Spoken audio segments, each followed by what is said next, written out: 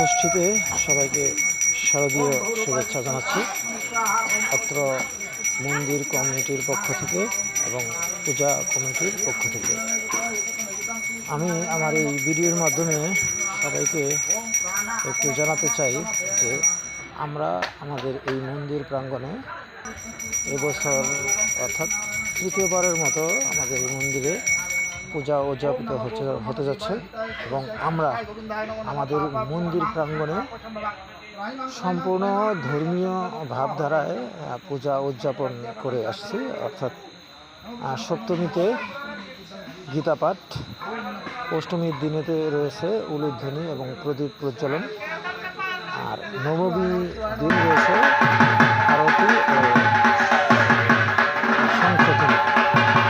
অর্থাৎ আমরা চাই যে পূজাকে কেন্দ্র করে অশালীন আচরণ, অনৈতিক কর্মকাণ্ড এগুলো পরবর্তী প্রজন্ম যারা রয়েছে তারা যাতে আমাদের মাধ্যমে এই পূজাকে কেন্দ্র করে সম্পূর্ণ ধর্মীয় অনুভূতি নিয়ে আয়োজন করে।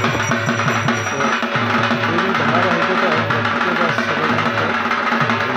ধর্মীয় সাংস্কৃতিক যে অনুষ্ঠান সেগুলো পালন করব আশা করছি, এবং আরও অন্যান্য মন্দির প্রাঙ্গণে অর্থাৎ সনাতনী যারা রয়েছেন আশা করি সেটা আমরা এভাবেই পূজা করব এবং এভাবেই আমাদের ধর্মটাকে প্রচার করব, এবং যারা শিশু অর্থাৎ বাল্য রয়েছেন তারা এখান থেকে শিক্ষা লাভ করবে।